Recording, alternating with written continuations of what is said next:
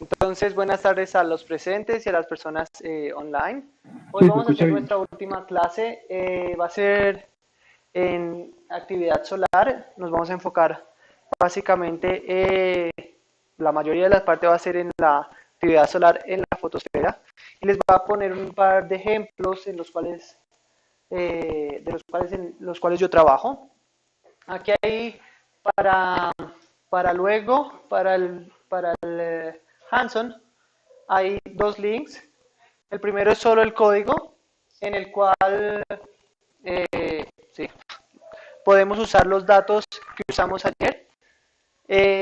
Aquí y en el segundo link está el código más los datos, porque quise poner una manchita que tuviera las dos polaridades, se viera un poquito más interesante para el ejercicio, pero el dato de cubos es un poquito más grande y por lo tanto, si no tienen buen internet, empiecen a descargar ya, y si no, pues trabajamos igual con los datos que ayer utilizamos. Entonces, vamos.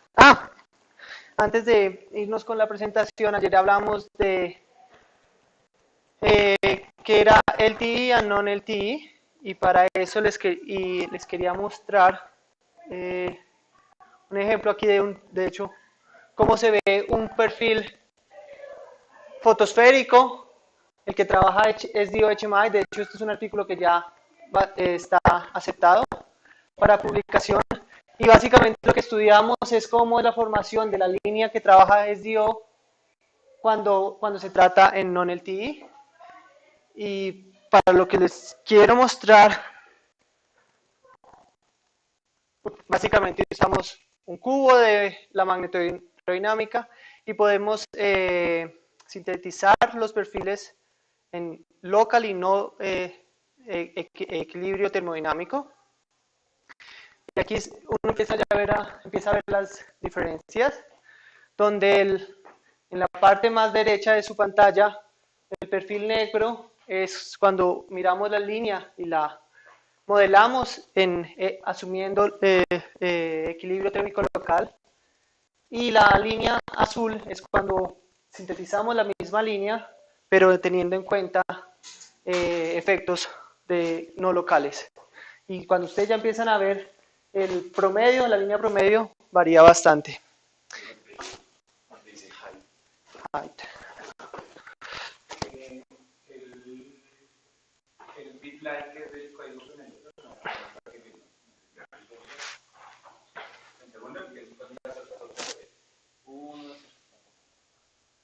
ya, entonces ahorita al final eh, pero ese es el de los datos. Dime, venga, lo hacemos.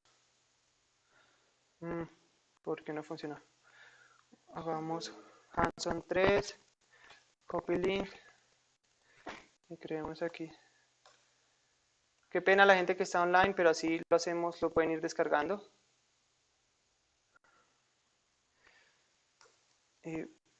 Quizás porque no le puse aquí algo.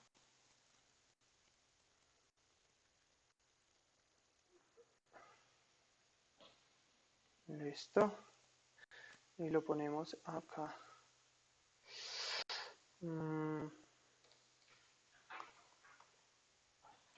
A ver.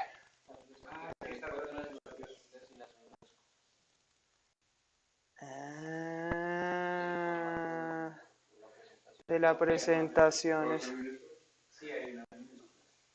Ok. Ya vimos cuál es. Entonces aquí ponemos copy.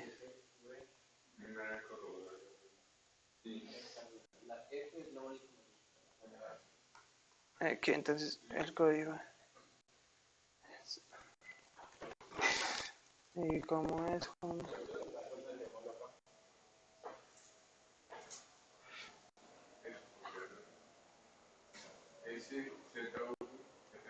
Ahí les queda.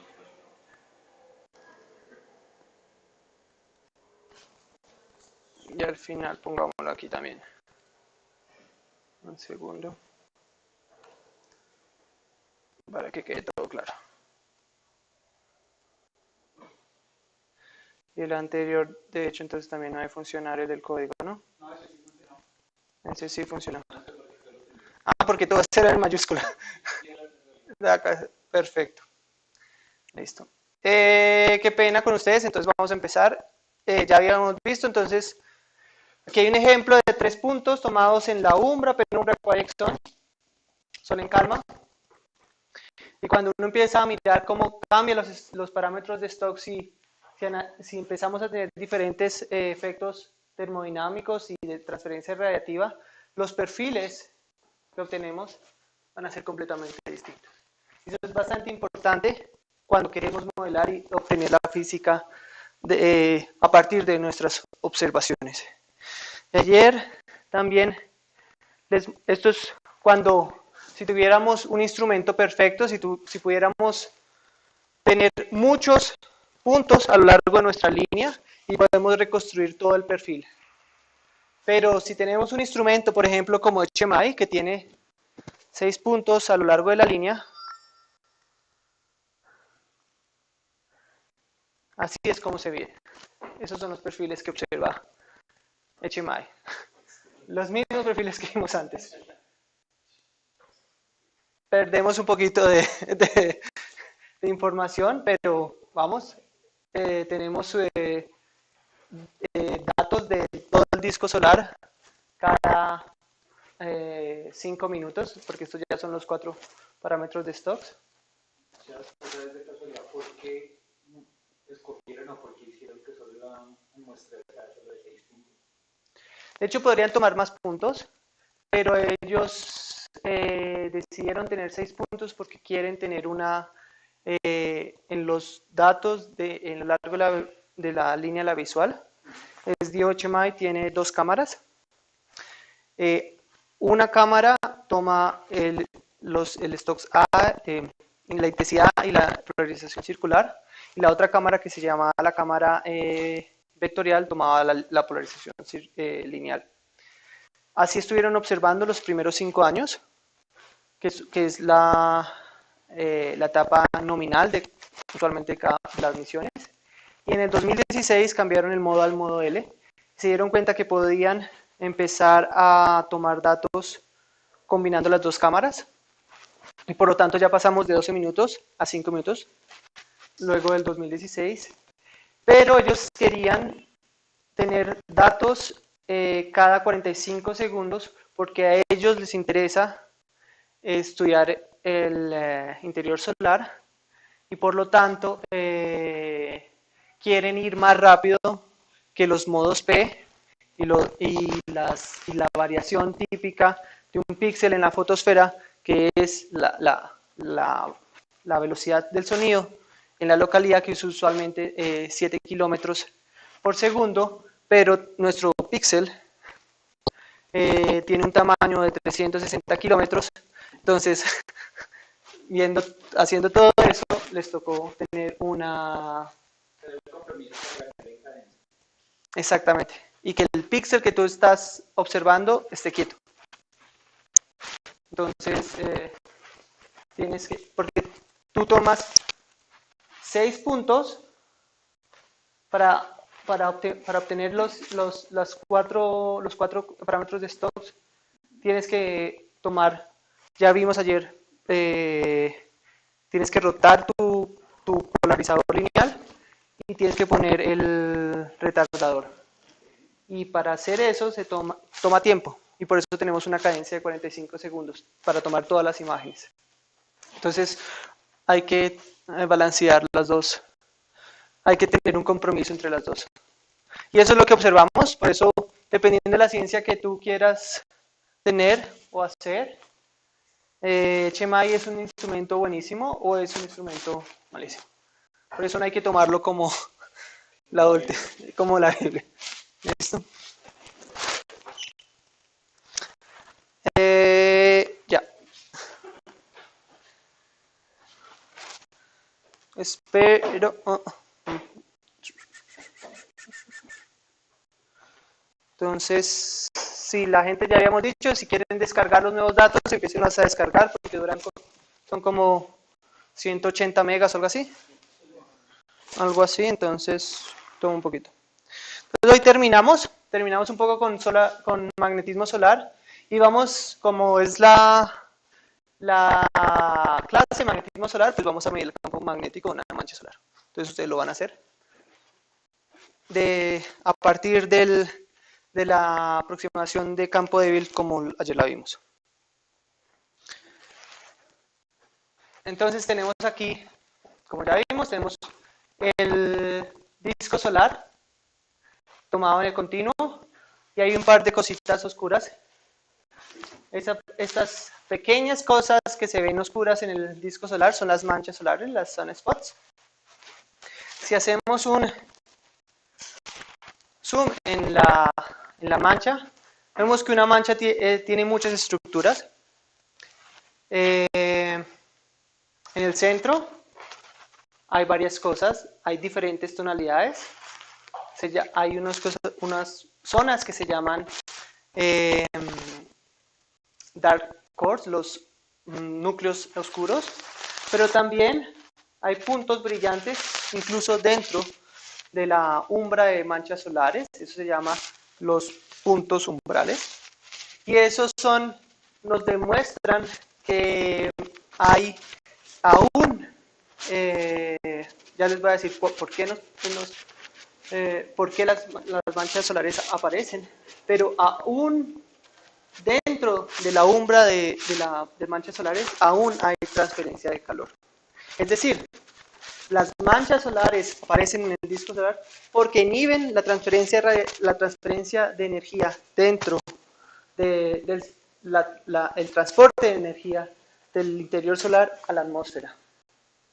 Pero aún, si estamos en la umbra, aún dentro de este campo magnético que inhibe la transferencia de campo magnético en la umbra de manchas solares, aún hay regiones donde la magnetoconvección, que es esto, que es cómo se transfiere la energía por medio de convección, lo mismo que vemos cuando calentamos una olla de agua caliente se transfiere energía desde la parte más baja a la parte más alta. En el Sol pasa exactamente lo mismo.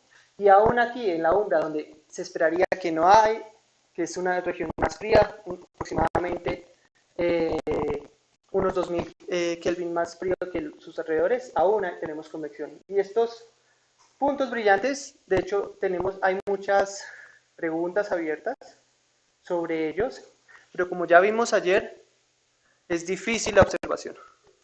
Y como tal, por la presencia por la poca intensidad, por la presencia de líneas moleculares, etc. Como ayer dijimos, también es difícil medir el campo magnético en estas regiones y por lo tanto, así parezca que la umbra es una región muy aburrida y entre comillas la conocemos muy bien, aún hay preguntas abiertas sobre esta región. En la región que está a las afueras de la umbra se conoce que es la penumbra. En esta región el pattern, la estructura más clara que se ve se ve como que es filamentaria. Estos se llaman filamentos penumbrales y usualmente se llaman hay dos estructuras, las espinas y intraespinas. Las espinas son las regiones oscuras entre los filamentos penumbrales y las intraespinas son los filamentos penumbrales. En la penumbra básicamente el campo magnético es más horizontal y ahí tenemos convección viniendo desde abajo y cuando interactúa con un campo magnético que está inclinado, el campo magnético inclinado básicamente va a redireccionar la convección, la convección proveniente del interior. Y a las afueras ya vamos a ver que hay otros procesos. Las manchas solares Hay todo tipo de manchas solares, desde muy sencillitas circulares, como ya la vimos, hasta fenómenos muy grandes como esta. Esta fue la que produjo el flare más grande, la explosión, la fulguración más grande del ciclo anterior. Esta también produjo un flare tipo X muy energético. Y como varían y como, por qué aparecen de distintas, por qué hay tantos tipos de manchas solares, también es una de las, hay gente estudiando eso, porque usualmente uno dice hay un dipolo o algo así, pero la estructura es mucho más compleja. ¿Sí? Esas estructuras que veíamos también ayer, esos granos penumbrales y las estructuras dentro de la umbra, ¿eso también se puede presentar en los poros? Sí.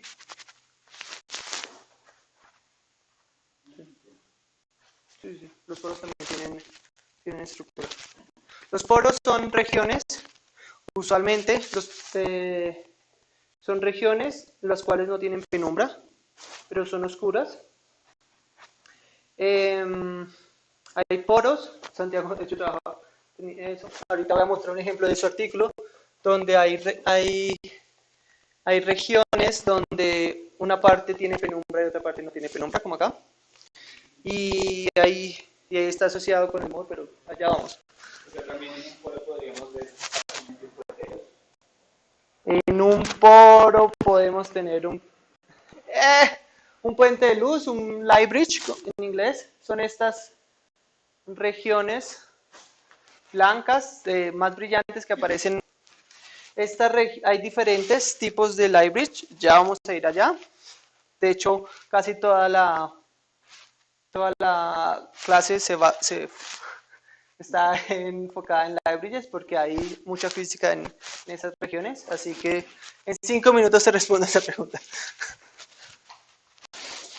Ahora bien, ya aprendimos en las últimas dos clases que a partir del Stokes I podemos medir la temperatura.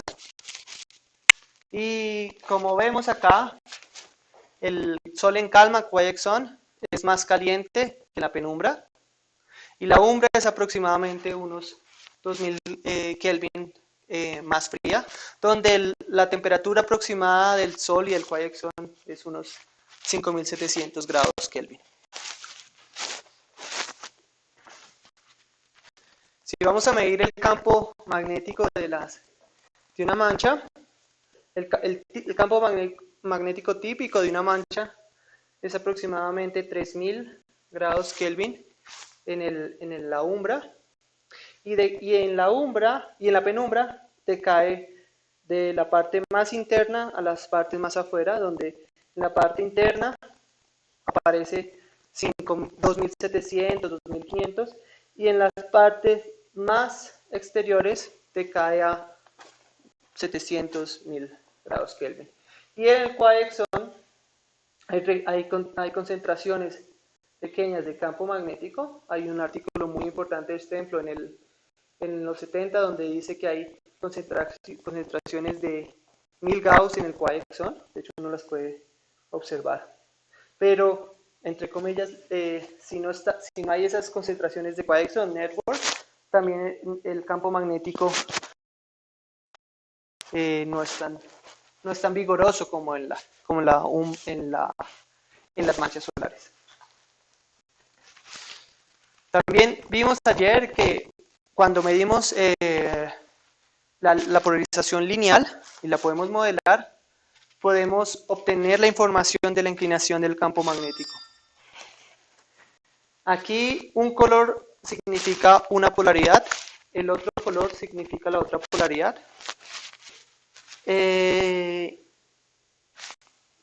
Y cuando pensamos eso diríamos, uy, esta mancha circular tan bonita, tan redondita, tiene dos polaridades.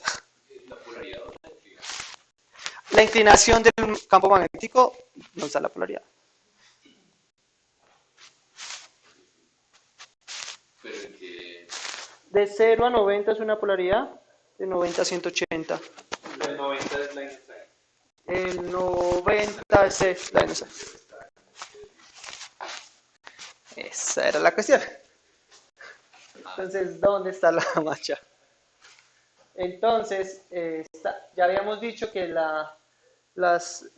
tenemos que acordarnos que el Sol es una esfera y cuando la mancha está cercana al limbo, ya no estamos viendo la mancha directamente, sino una proyección, y debido a la ambigüedad en la azimut, tenemos problemas. La ambigüedad, como vimos ayer, es si el campo magnético está apuntando en esta dirección o está apuntando 180 grados opuesto. La información en los stocks, en la polarización lineal, es exactamente la misma y por lo tanto no podemos saberlo observacionalmente. Hay técnicas para reconstruirlas, pero estos datos son tal cual como los obtenemos de las observaciones.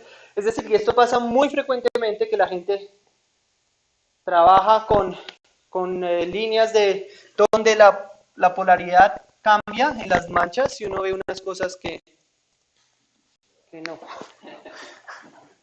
Porque es importante para los casos de flares, como lo vimos anteriormente,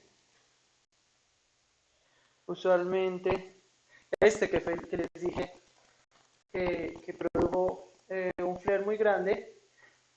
Esta región, una parte es la línea de inversión de polaridad, pasa por acá, y es una región donde las dos polaridades están. Si uno ve la evolución temporal de esa región, esta región básicamente produce un shear, un cizallamiento. Por acá, yo creo que más tarde tengo un ejemplo de eso. Pero uno ve la evolución temporal de esta mancha, uno ve que las dos polaridades tienen un acicallamiento, un shear, y eso va a hacer que haya reconexión y que pase un flare muy grande. Y por lo tanto, mucha gente que estudia flares les importa la línea de inversión de polaridad. Pero digamos, en esa sí hubo también mucho efecto de esa ambigüedad de la simul, porque esa cuando produjo el flare estaba muy cerca. Exactamente. Y además, ahorita te voy a mostrar otra cosa. Pero, ahorita. Entonces, no se nos olvide, si vamos a estudiar la polaridad, que si estamos cercanos al limbo, hay estos problemas. ¿Listo? Entonces, uno puede o solucionar la ambigüedad en esta. Esta es una mancha muy sencillita, muy circular. Y si uno aplica esos algoritmos en los cuales se minimiza la energía y dice, no, esta mancha no puede tener dos polaridades, uno puede reconstruir completamente el campo magnético. Pero si no, también la otra forma es decir, yo solo voy a analizar regiones cercanas al disco solar, si esa es la ciencia que me interesa. Si hay otra ciencia que ya la vamos a ver, que nos interesa también, a veces nos da más información estar cercanos al limbo. Aquí está el azimut, que es esta dirección. Una es la inclinación y la otra es la dirección. Y si ven, va de menos 90 a 90, no va de 0 de menos 180 a 180. Es decir, estas dos regiones no tenemos la información completa. Y finalmente, ayer pudimos medir la velocidad en una mancha. Y aquí vamos a ver que en el lado más cercano al limbo está rojo y en el lado más cercano al centro solar es azul. Rojo significa que se está alejando, azul significa que se está acercando. ¿Significa qué? No.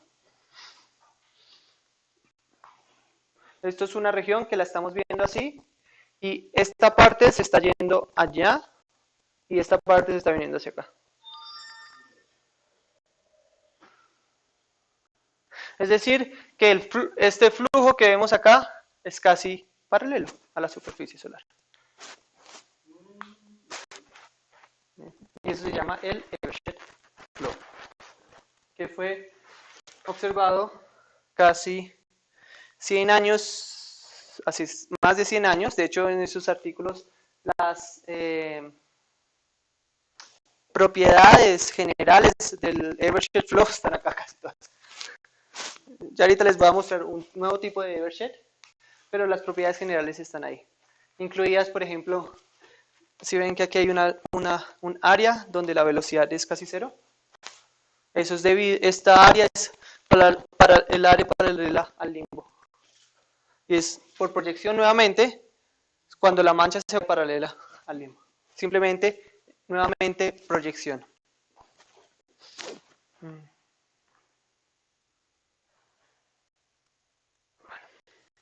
Entonces aquí ya vamos a ver cómo se ve una mancha, el Evershed, en 3 regiones. La primera es esta, cuando está cercana al disco. La segunda un poquito más. Y la tercera bien lejana bien cercana al limbo solar. Entre este tiempo, la mancha ha evolucionado.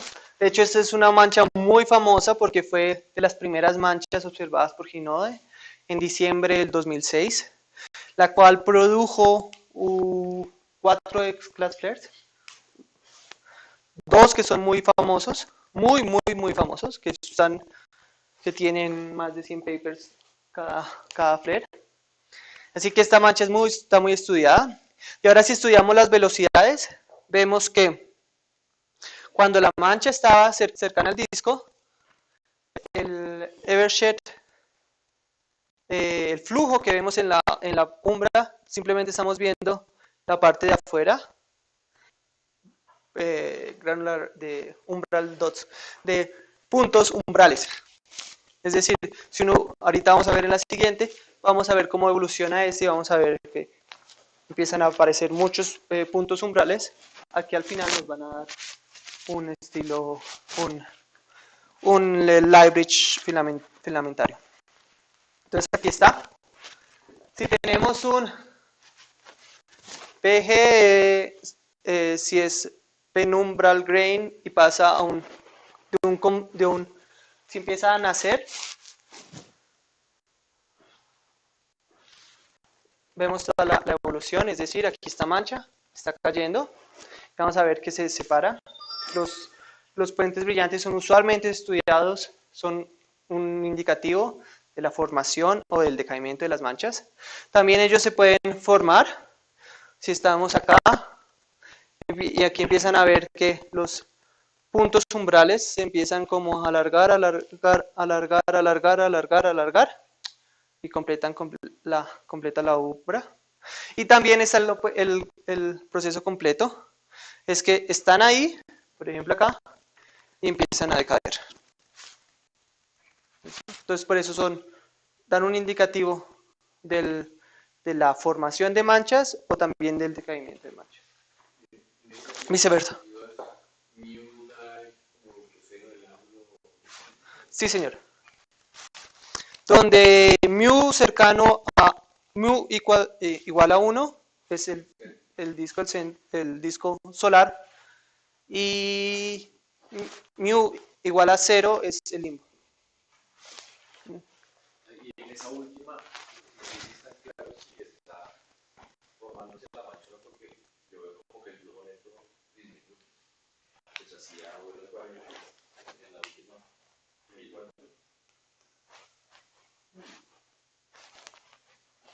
Ya. Para sentarse. De hecho, esto. Porque igual sí es verdad que puede hacer que la mancha se simplifique, ¿no? Que es lo que pasa ahí. Está más compleja a la izquierda y se simplifica, se fusiona, pero creo que el flujo neto sigue siendo decreciente. Pero también la umbra es más fuerte, ¿ah? Sí, pero no sé si así a buena mano la veo. De hecho, ni siquiera la veo. Pero es que usualmente cuando la umbra tiende a separarse si está cayendo.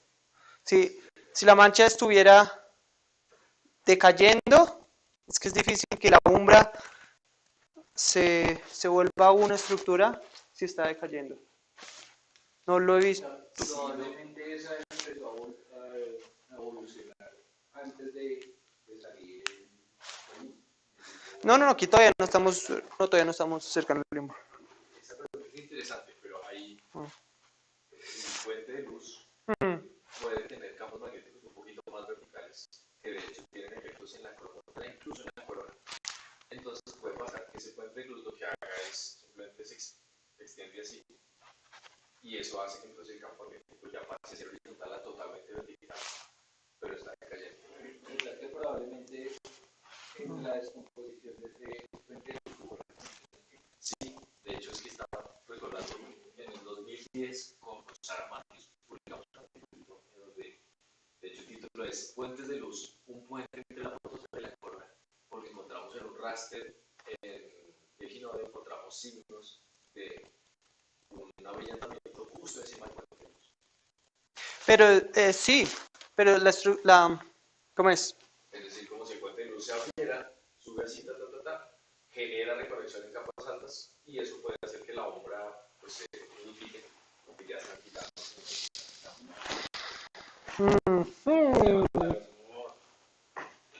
Pero Significa que ahí también se mantiene como un gran. tenemos una umbra, tenemos otra umbra, y la idea de un puente del campo magnético en un live bridge usualmente da una forma cúspida.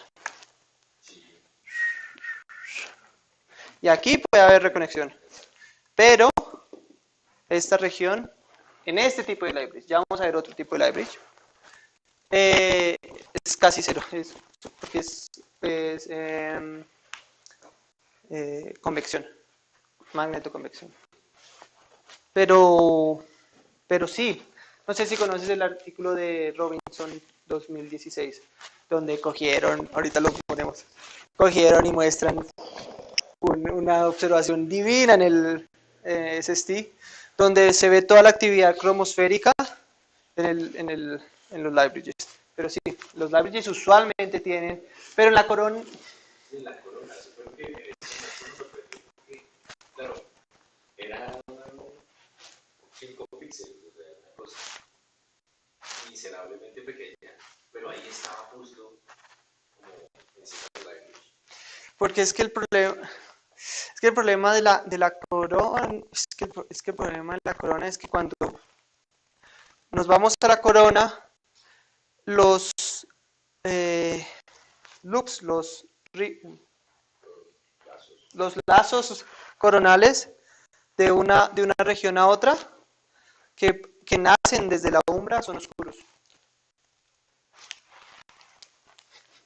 Salen de otros lados, son brillantes, pero los que salen de la umbra son oscuros, y la explicación es cuando uno calcula la energía que sale de la umbra, como aquí el campo magnético es tan fuerte, usualmente hay movimientos turbulentos, que este movimiento turbulento va a hacer que haya transferencia de energía y que caliente el loop.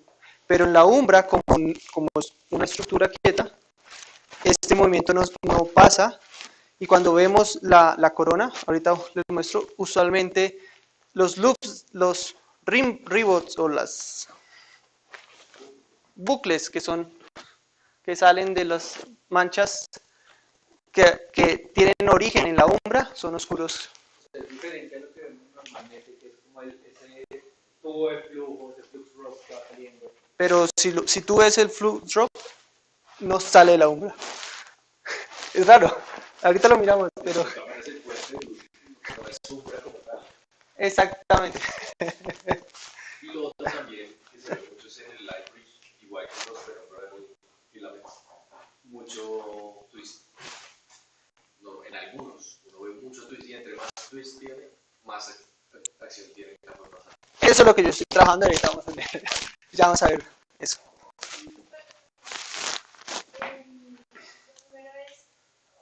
¿Cómo a partir de esas imágenes pueden ver que está disminuyendo el Flujo de campo magnético.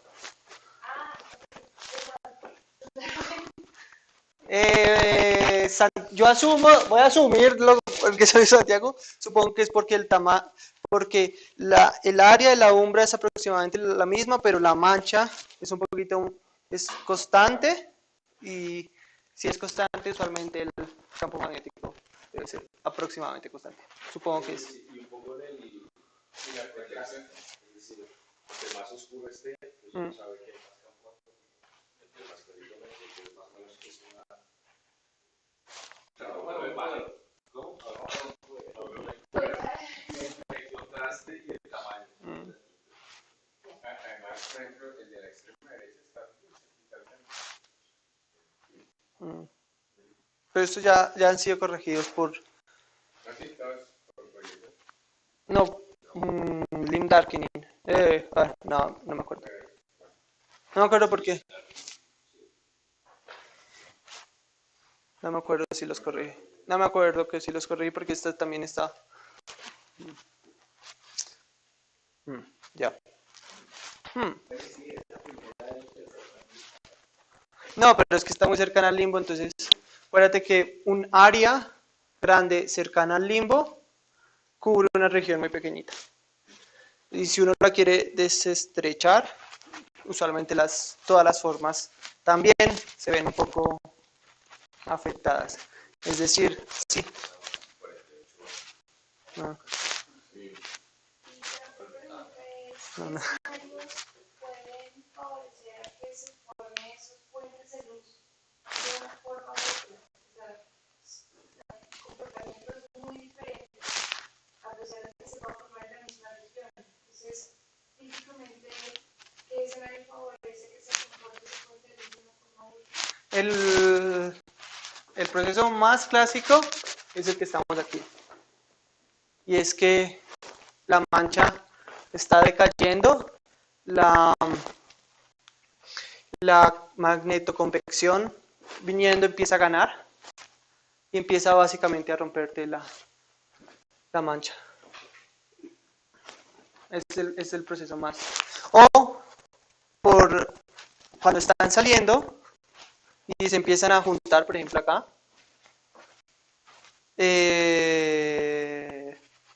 es que el espacio entre diferentes tubos de campo magnético es más pequeño y por lo tanto está haciendo la umbra. Por eso los puentes brillantes usualmente son un indicio de decaimiento o de formación. Pero hay mucho estudio por ahí. Hay muchas cosas para hacer con los puentes brillantes, de hecho.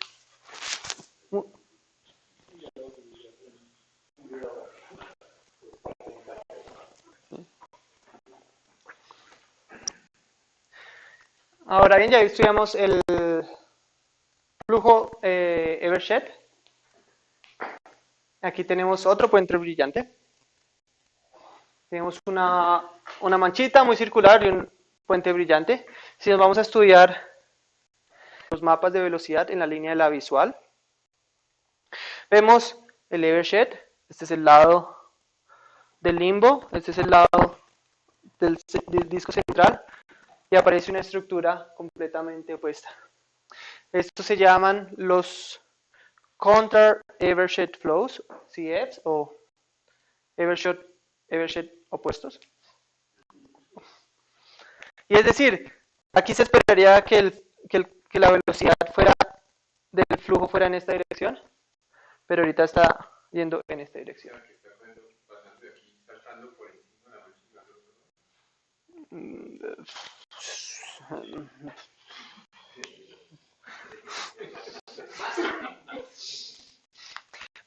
Puedo decir que va en esta dirección, no sé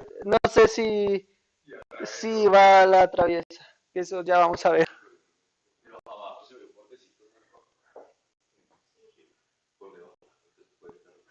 ¿Dónde? Ahí hasta la izquierda, ¿no? Más ahí a la izquierda, hacia la izquierda, todo esa tira, ¿no? ¿Esta tira roja? Sí. No tendría que ir.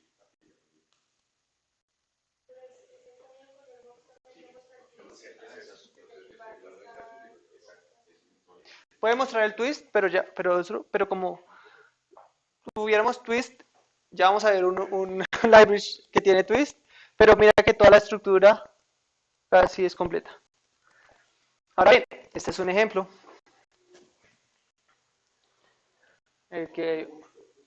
Otro ejemplo, lo mismo. Parte central, parte del limbo y una estructura. ¿Lo ven?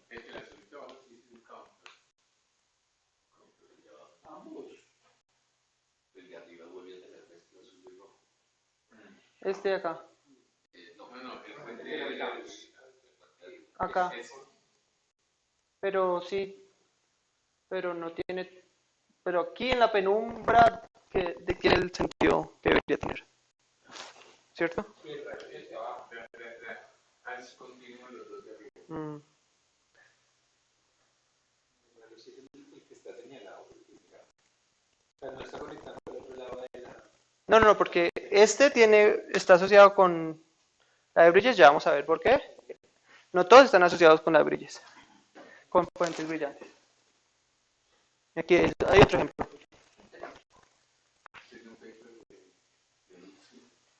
Este es de mi tesis doctoral. Ah, no, Lucia, sin darse cuenta, fue la primera que los reportó. Happy accident. Ella estaba estudiando un flare y dijo, oh, aquí está la región, muy bonita, tal, y siguió en el artículo. pero está ahí, está en su artículo del 2012. Pero todo el artículo no es conocido de hecho, por eso, porque de hecho el título es un análisis de un flare class C o algo así. Es simplemente un flare, pero ella en una sección muy pequeñita notó uno no tan claro, pero ahí está. Entonces ella fue de los primeros, de las primeras personas o la primera persona que demostró observaciones claras de ellos. Pero este no es el ejemplo de ella, ¿no? Esto es de hecho Modest, y Modest es de hecho un catálogo que yo hice. De las inversiones que yo les mostré, así se llaman las inversiones que nosotros, que yo desarrollo.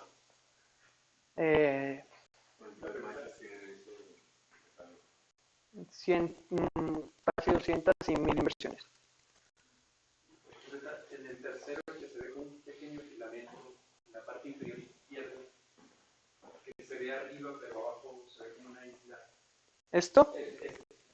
Eso sí ven que es del otro tipo que es como puntos umbrales.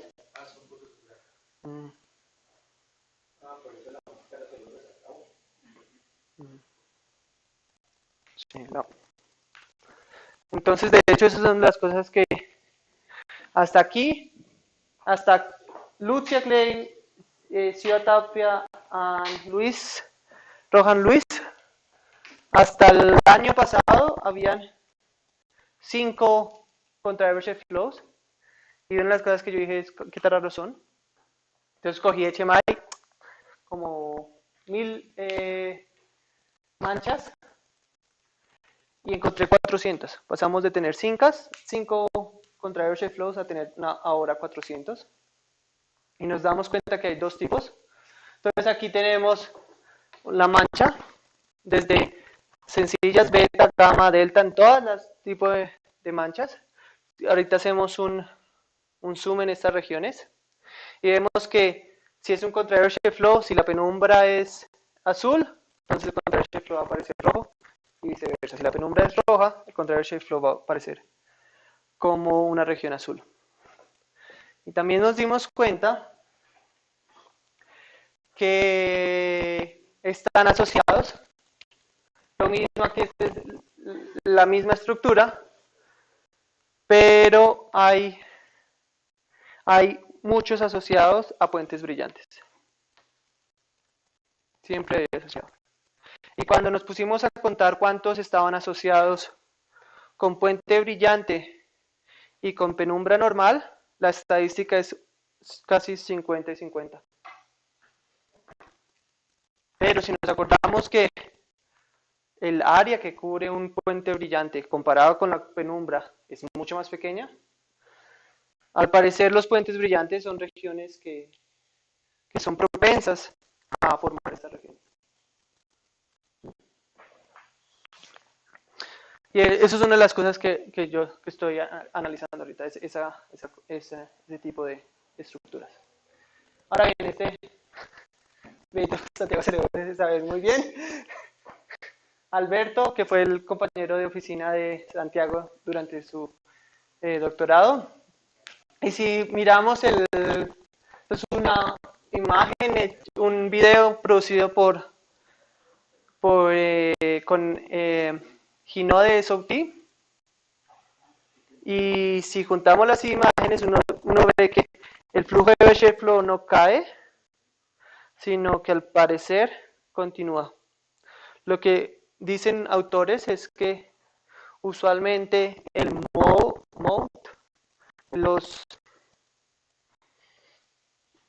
mode es cuando hay un castillo y está los fosos, que es cuando hay un castillo y están los fosos alrededor del castillo, ese es el mode.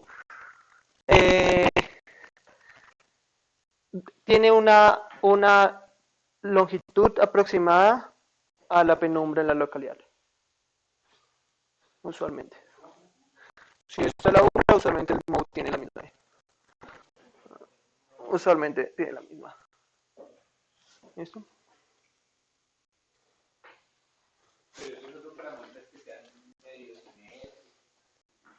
Me pregunté a Santiago.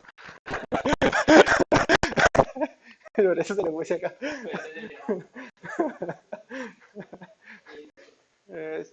Digamos de aquí que este viene un artículo random, aleatorio en la literatura.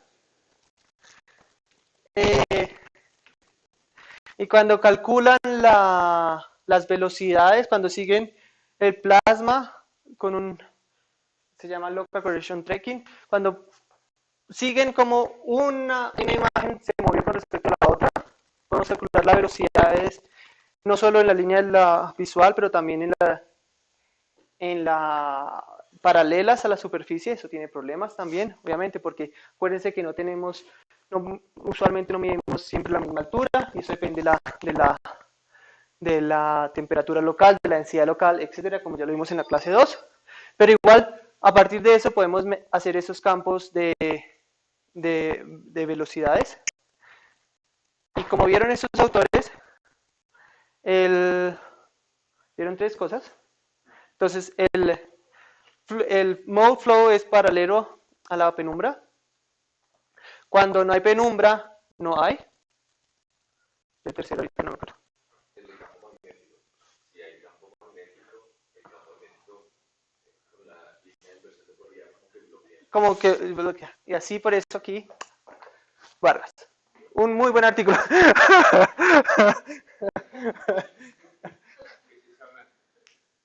No, la blanca es la línea que bordea el modo. Aquí no está la línea de inversión. Pero si ven que la distancia del modo es aproximadamente la distancia.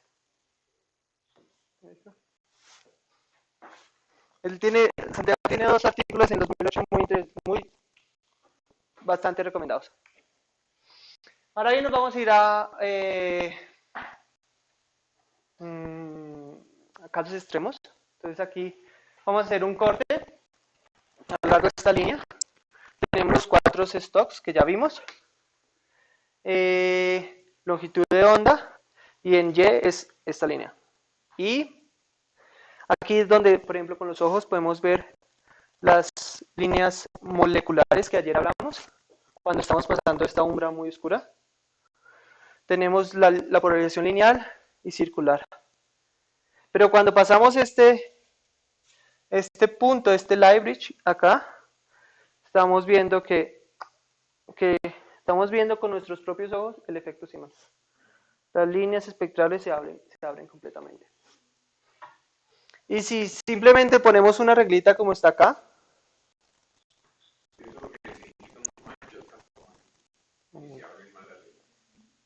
ya vamos para allá exactamente. Si ponemos aquí una reglita acá, y simplemente por medir la distancia podemos decir que de aquí a acá hay 6 kilogauss. Ese, Se ensancha en el aire. Ah, que son los que me decían. ya vamos para allá. Y también hay gente que empezó a hacer simulaciones, como ya vimos. De hecho, vimos esta simulación de J. Yumi, la mancha que vimos el otro día. Y encuentran que pueden reproducir estas observaciones. 6000 Gauss en Libraries.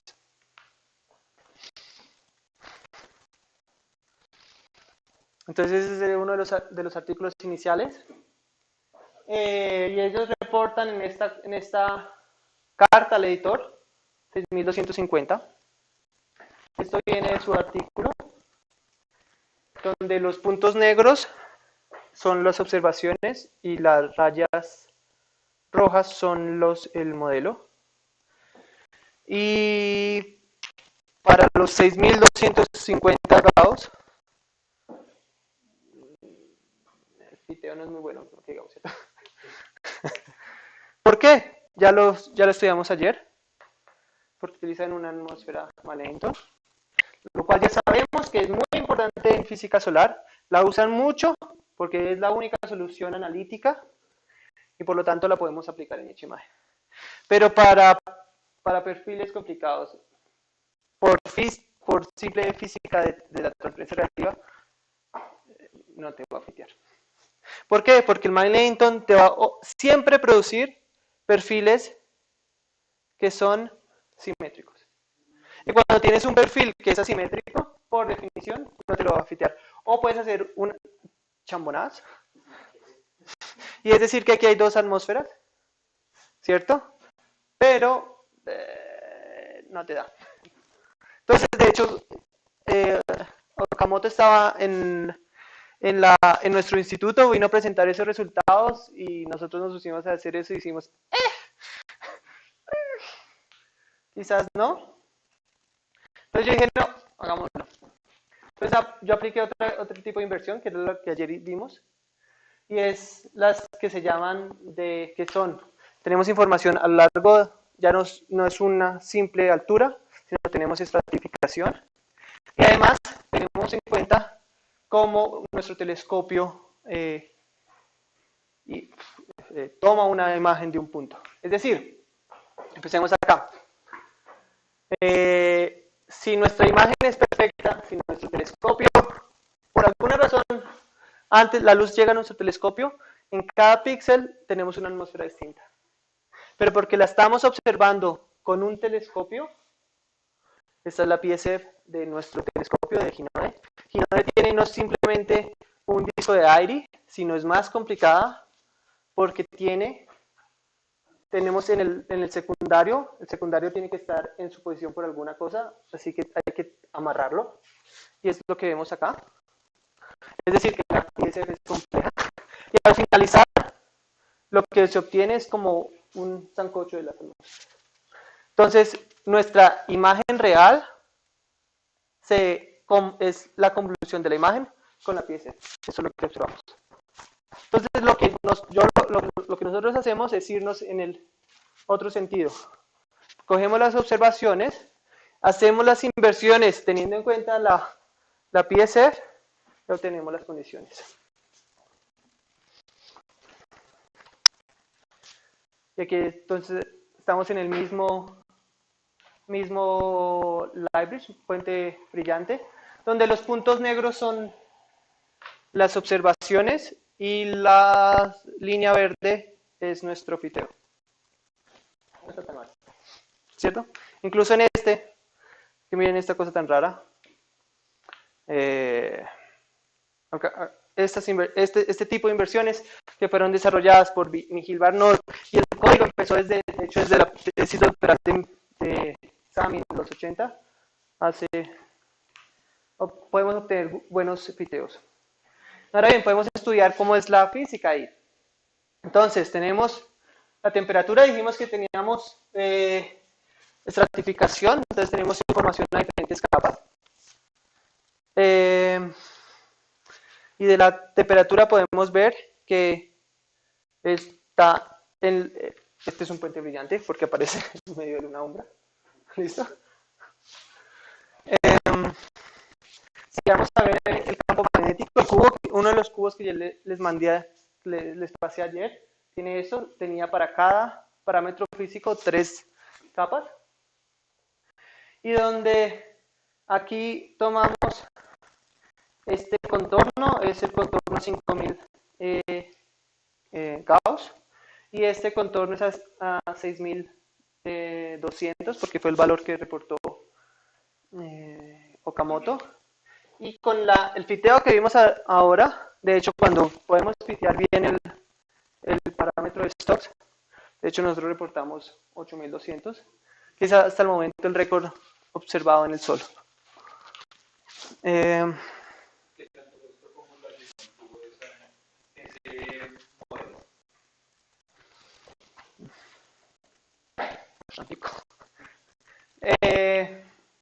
Que el problema de estas inversiones es que tú las puedes paralelizar hasta un punto.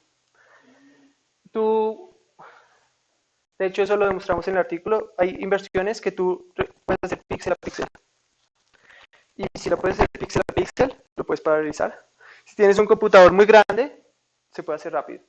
Se puede hacer en una semana. Pero ahora, como tienes que poner la PSF, ya no puedes hacer muchos pasos en paralelo, pero llega un punto donde tienes que hacer una multiplicación de matrices y esa multiplicación de matrices no la puedes hacer en paralelo.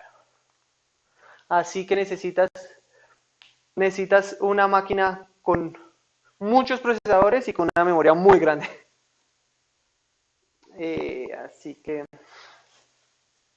es complicado. Por eso, por ejemplo, el MODES que nosotros hicimos, tenemos, no sé si lo tengo acá. No lo tengo acá, pero les puedo mostrar. Lo que yo hice fue, tenemos un scan muy grande de Alemania, así que computacionalmente es muy fuerte. Porque este es bipolar.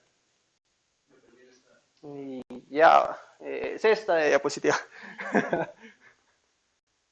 Entonces, un color significa una polaridad, el otro color significa otra polaridad.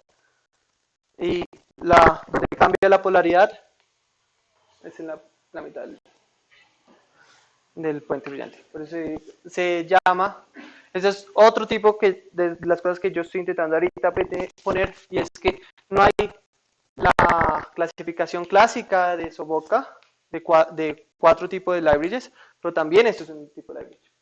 Y hay que ponerla, ¿cierto? Pero tiene unas funciones claras. Y alguien dijo que eran entorchados y la velocidad. Y aquí vemos eso. Vemos rojo, azul, rojo. Este se está yendo, se está viniendo, se está yendo. Eso nos da el ejemplo de que hay flujos bidireccionales. ¿Listo? Pero también hay otros tipos de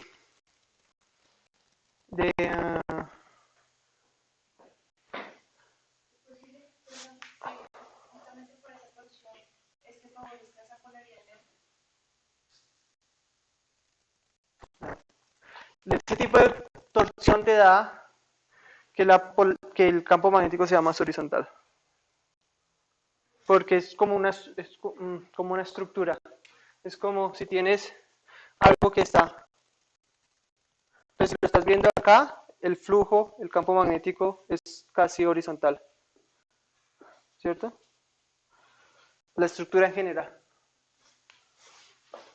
Pero, bueno, ahí me exageré, pero es como algo. ¿Sí?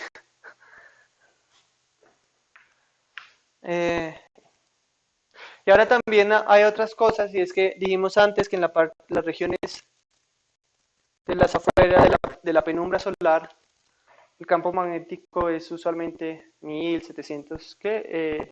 1000 o entre 1000 y 700 Gauss. Ahora, si nos vamos a ver regiones y podemos hacer el fiteo propio de los parámetros de Stokes, vamos a encontrar regiones muy pequeñitas, un arcosegundo, en las cuales hay campos magnéticos del mismo orden de la umbra. Entonces, todavía hay cosas por aprender en lo que quería terminar acá es porque, por ejemplo, en ejemplos de los puentes brillantes y demás, que todavía hay muchas cosas que no conocemos completamente. Y algo relacionado con eso del video de Alberto son las MMF. Ahí se ve.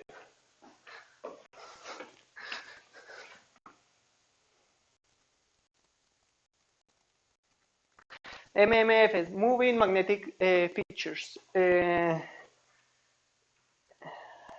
son... El problema es que con Keynote solo tenemos una imagen, porque para tomar este tamaño de imagen nos duramos 2 horas. Esto tiene, cada imagen es tomada aquí cada 30 segundos, si no me acuerdo bien.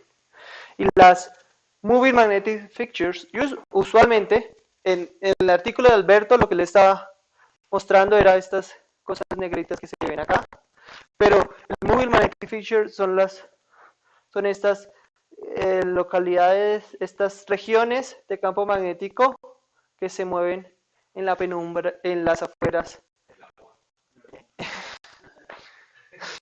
En la moda, en las afueras. Es que, ¿cómo es que dijeron la palabra? En el foso, pero es que el foso para mí es algo. Pero sí, es las afueras en el foso de la Mancha. ¿Qué son eso? En los suburbios, eso de hecho son estas estructuras. Pero en el caso de Alberto le estaba mostrando que vienen a partir de la penumbra y están conectadas con las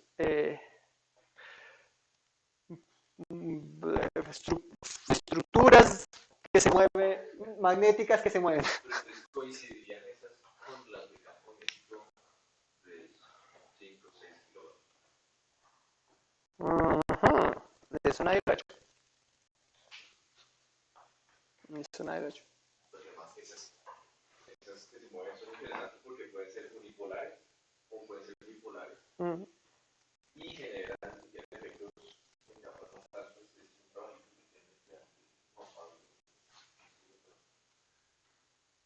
que estamos terminando porque encontramos que esas MMFs generan modos de simulación tipo que llegan hasta la cromosfera. Wow. Es interesante porque hay muchísimas de esas estructuras alrededor. Sí, en todos lados. Entonces hacen un aporte al vacío energético de la cromosfera. Bien interesante.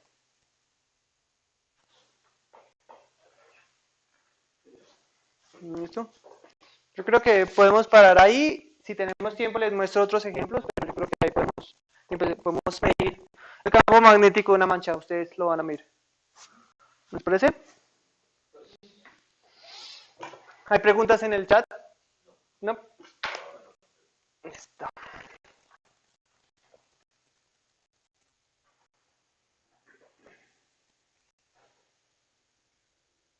Ah, no.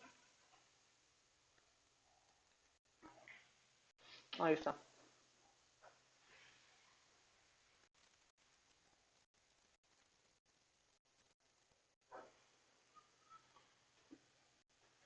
No.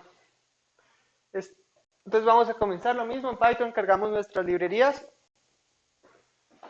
Estas dos las pueden comentar porque era una parte más larga del ejercicio, pero no nos da tiempo, así que lo acorté, así que no lo necesitamos.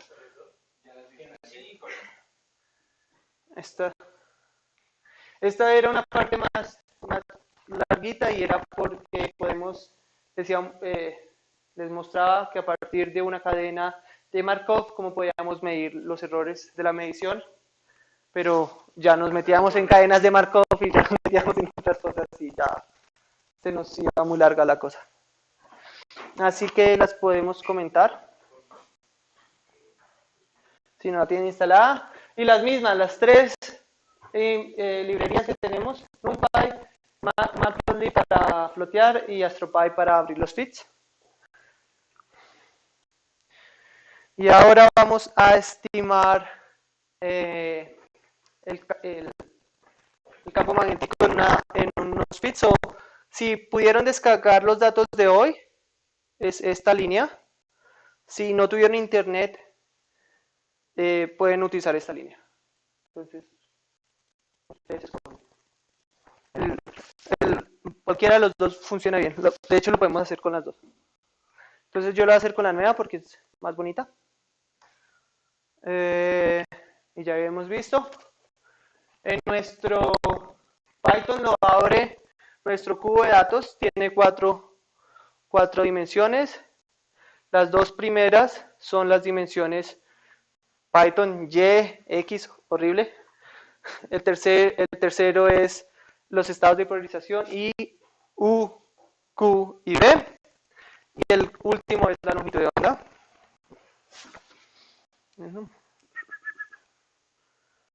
Y ahora, como ya vimos, hay dos formas. Podemos definir nuestro vector de longitud de onda, o también en el cubo que yo les mandé, ya la longitud de onda está calibrada, así que simplemente la pueden leer. Pero ustedes también lo podrían generar a partir de la información en el cubo. Listo, tenemos longitud de onda. Estamos observando las líneas del hierro en 6300 unidos.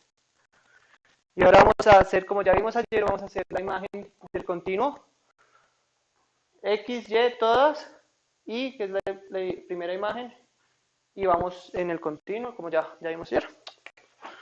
La corremos.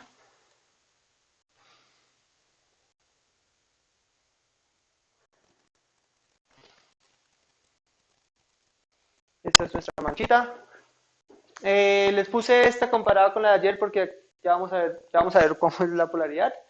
La de ayer era simplemente una región así que no teníamos las dos polaridades, así que me pareció más interesante poderla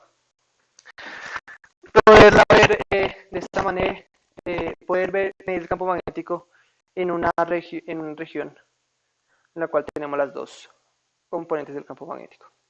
Ahora bien, esa es la intensidad de I. Vamos a ver cómo son los stocks, la polarización lineal, la polarización circular. Y les vamos a ver. Okay. Uy. ¿Y por qué se ve así?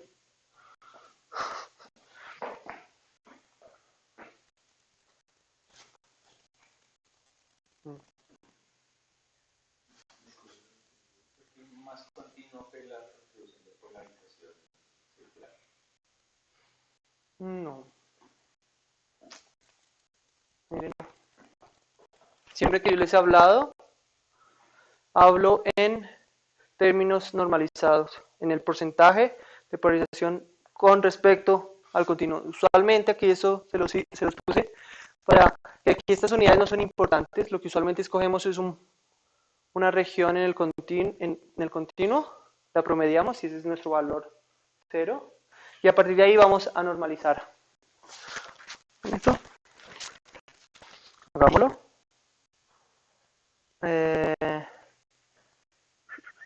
Promediamos nuestro stocks I en toda la región. Estas son nuestras dos líneas.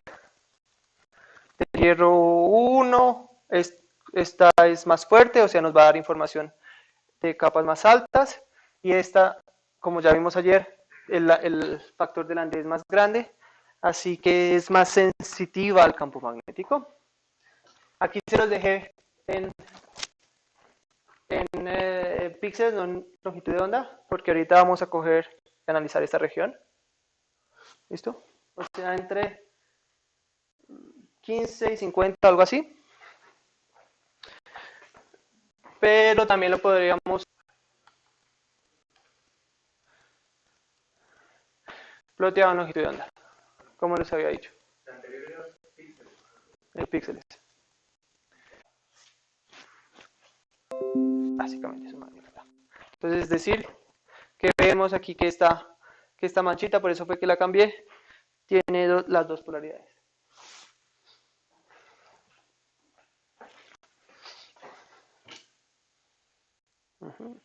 Lo vamos a normalizar. Parámetros de stocks. Aquí cogí un parámetro de stocks de hecho, a partir de aquí ya sabemos de dónde viene. La intensidad es, el continuo es 0.9. No es continuo, no es quiet zone, pero las líneas están un poquito separadas. Vemos polarización. Y ayer estudiamos esto. Y era que el parámetro de Stokes, si tenemos nuestro perfil, tenemos una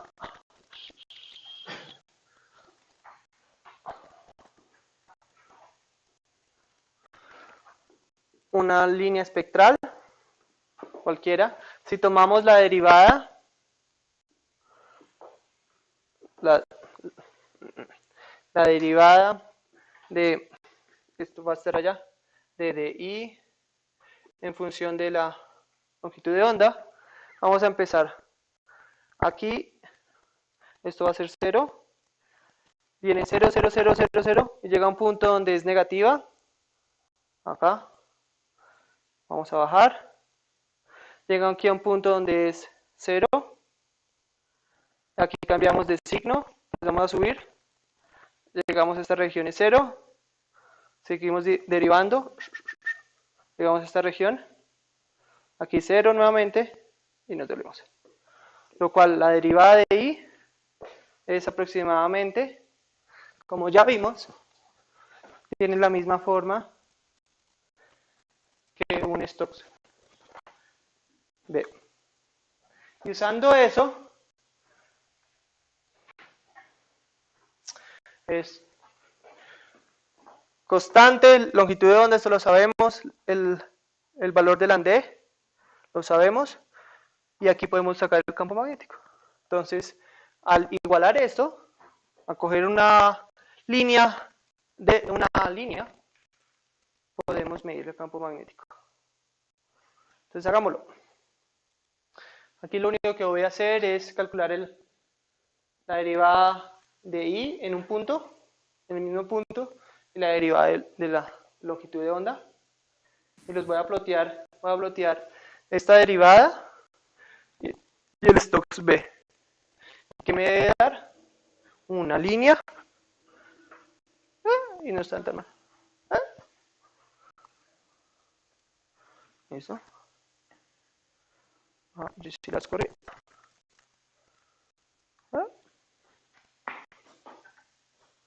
Tiene cara de línea recta.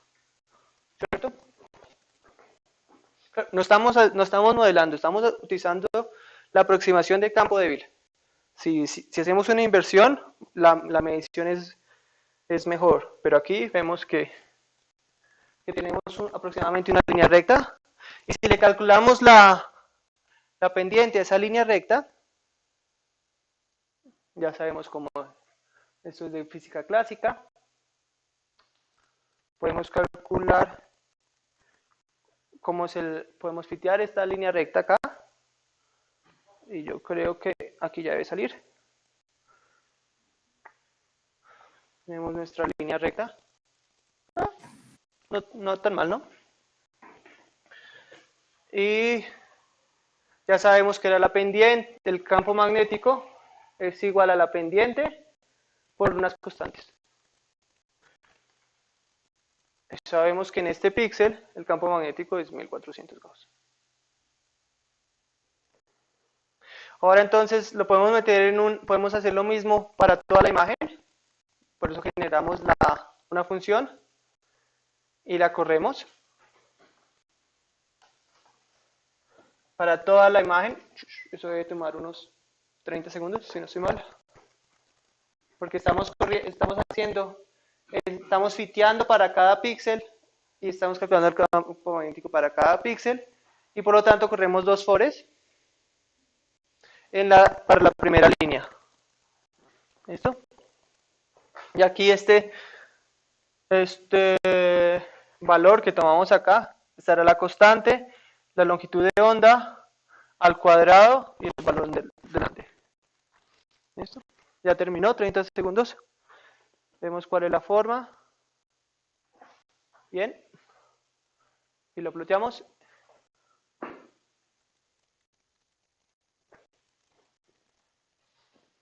Medimos el campo magnético de una mancha. O midieron el campo magnético de una mancha. ¿Listo? Aquí la saturé de 1500 a 1500. Pero eso es. Y es el campo magnético en la línea de la visual. Si lo quieren hacer, lo pueden repetir pueden hacer dos casos. Ya creo que terminamos. Ah, no, terminamos temprano. Pueden hacerlo otra cosa. Pueden repetirlo lo hicimos para esta línea, para ese intervalo. Pueden hacerlo para ese intervalo también, con la otra línea que tiene un valor del ande de 2.5. O también lo podemos hacer, a ver si nos da, lo podemos hacer con la otra mancha de ayer. A ver si nos da. La mancha de ayer era, a ver si nos da, la misma circulita. Voy a correr simplemente todo. Si estamos en el continuo, no vamos a ver ninguna polarización. Tenemos nuestras líneas espectrales.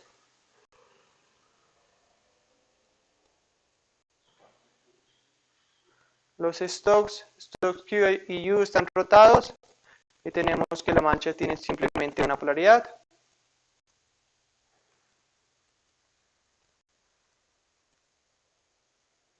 No me parece nada. Pero si normalicé, es importante. Aquí yo no creo que el cubo sea tan grande. El cubo no es tan grande. Yo creo que había tomado estos dos valores. Estaban en la penumbra.